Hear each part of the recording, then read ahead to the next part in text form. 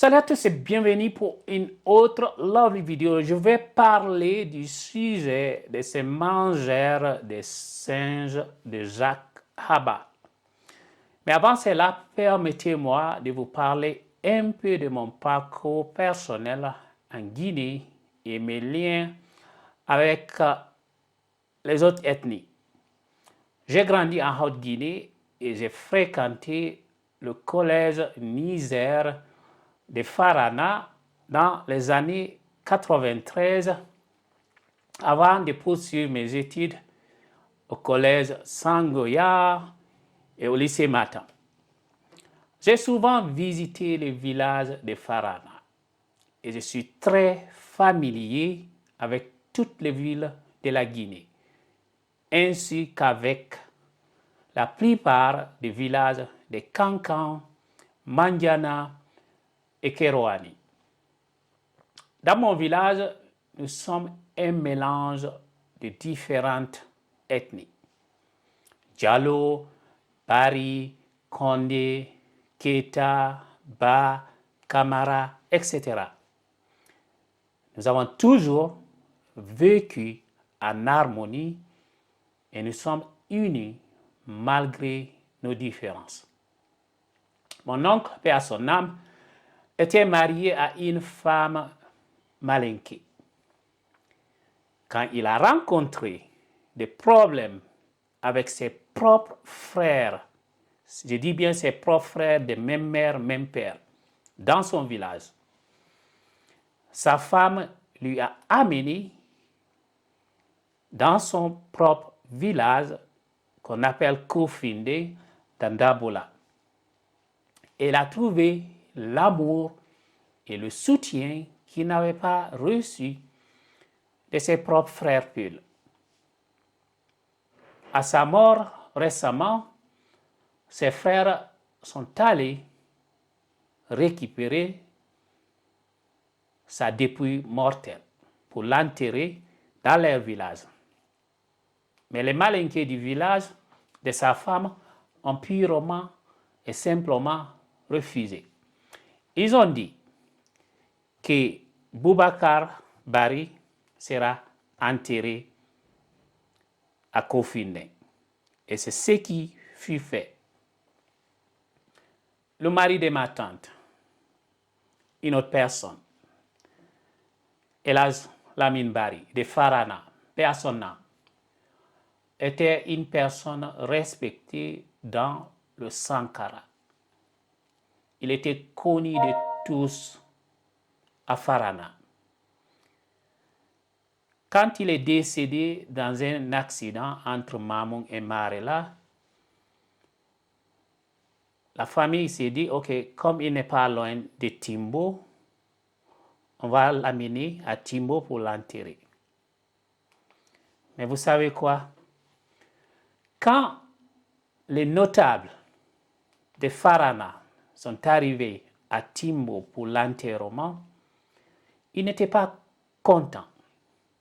Parce que eux, ils voulaient que la dépouille du vieux soit amenée à Farana et enterrée là-bas. Tout le monde le connaît à Farana. Si vous allez dans le quartier qu'on appelle Siri Colonie, c'est là-bas il était. Tout le monde le connaît à Farana. Cela souligne qu'il n'y avait jamais eu de problème entre Peul et Malinké avant l'arrivée de Sékou Touré et surtout Alpha Condé au pouvoir en Guinée. Entre les Peul et les Malinké de mon village, par exemple, nous avons toujours vécu en paix. Nous dansons dans les mêmes boîtes de nuit. Nous prions dans la même mosquée. Nous allons dans le même marché. Dans mon village, nous avons même des Condés qui ne parlent pas le malinké. L'enfant avec qui j'ai grandi, paix à son âme, toute sa famille est Condé. Mais c'est récemment qu'il a commencé à parler le malinké. Et je crois que c'est quand il est allé à Sigiri. Mais ils ne connaissent pas le malinké. Ils ne parlent que le pulaar. Comme ils le disent, et ce qui est vrai, cependant, que les peuples n'ont jamais eu accès au pouvoir en Guinée. Mais la plupart des familles peules en Guinée mangent 3 repas par jour. Et il est important aussi de ne jamais comparer un village du Fouta à un village de la Haute-Guinée. Parce que je connais. J'ai été dans les villages du Fouta. J'ai été dans les villages de la Haute-Guinée. En Guinée, il y a une justice à 2 vitesses. Nous avons vu ce qui est arrivé à Guido Fulbe, kidnappé par le pouvoir guinéen. Depuis des mois, ses parents n'ont pas de nouvelles de lui. Purement et simplement kidnappé dans son village par des gendarmes pour une destination inconnue. Nous avons également été témoins de la réaction rapide de la justice guinéenne lors de l'arrestation de Corboya Baldé quand il a dénoncé l'envoûtement de la fille Peul par un journaliste d'Espace FM, forcé à se marier à ce monsieur. Il a même changé son nom et sa religion. Je tiens à dire ceci au peuple de Guinée. Parfois, il faut faire des sacrifices pour être libre. Les Djoula de Côte d'Ivoire ont vécu une situation similaire à celle des peuples de Guinée. Ils n'occupaient presque pas de postes dans les administrations de Houphouët-Boigny, d'Arikona Bédié ou de Laurent Gbagbo. On les appelait des Boyorodjan. Et on leur disait restez dans le Djoulaya, c'est-à-dire dans le commerce ou dans le transport, et laissez le pouvoir aux lettrés, c'est-à-dire ceux qui sont lettrés, parce qu'on les qualifiait d'illettrés. Nous devons nous unir en Guinée, car certains essayent de diviser notre pays. Des vidéos ont circulé en ligne appelant les peuples des apatrides. Un apatride, c'est quelqu'un qui n'a pas de pays. Et pourtant, les peuples de Guinée ont des pièces d'identité, ils ont des passeports, incitant à brûler leur maison et leur sang. Et ces gens sont libres. Ils circulent à Conakry.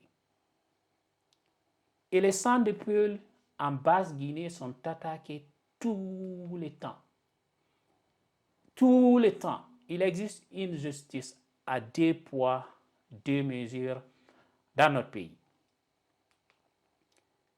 Mais ne soyez pas surpris, ce monsieur, il n'a pas été le premier à faire des attaques ethniques contre les peuples.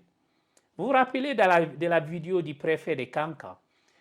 Un préfet, pas n'importe qui, un gouverneur, pas n'importe qui, il a purement et simplement fait une vidéo à caractère ethnique, en s'attaquant aussi aux peuples. Et vous vous rappelez d'Alpha Condé, de Tout sauf les peuples au 2e tour en 2010. Donc ce n'est pas la première fois. Et je pense bien que ce ne sera pas la dernière fois. C'est une habitude. Alors, revenons à la vidéo de ces mangeurs de singes. J'ai regardé sa vidéo et c'est un individu qui s'est fait appeler Jacques Haba, un mangeur de singes, raciste.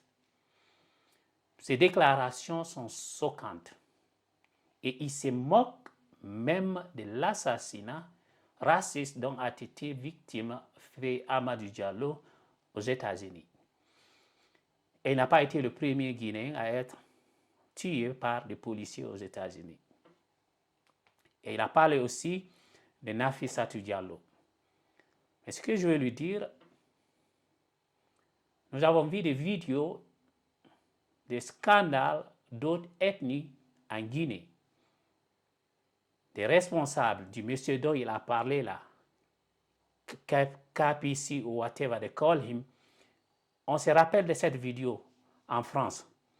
Donc on connaît.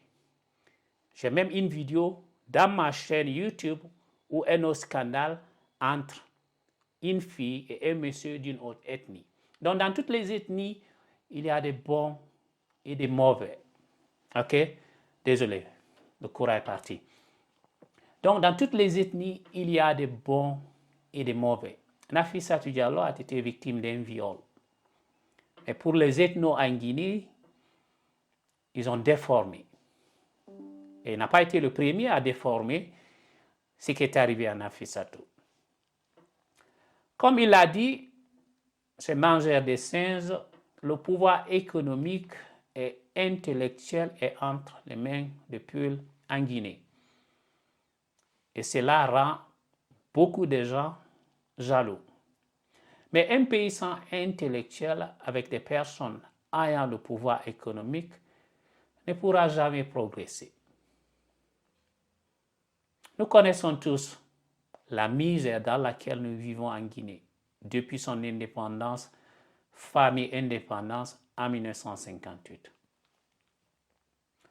La Guinée occupe la deuxième place après la Côte d'Ivoire avec le nombre élevé de migrants guinéens arrivant en Europe chaque année. Ils fuient cette misère. Les Peuls n'ont peut-être jamais exercé le pouvoir politique en Guinée. Mais je le répète, je connais la Guinée. La plupart des familles Peuls mangent 3 repas par jour en Guinée. Je répondrai également aux paroles de ces mangeurs de singes. Il a dit que le pouvoir politique ne sera jamais entre les mains de Peuls. À cela, je lui réponds, seul Dieu connaît l'avenir. Malheureusement, Jacques est un kafiridé, c'est-à-dire quelqu'un qui ne croit pas en Dieu. Avant de conclure, je tiens à vous remercier pour avoir regardé cette vidéo. Et n'oubliez pas de vous abonner à ma chaîne en cliquant sur le bouton d'abonnement. Restons unis et forts, car c'est ensemble que nous pourrons construire un meilleur avenir pour la Guinée. Je m'arrête là pour cette vidéo. À bientôt et prenez soin de vous. Ciao.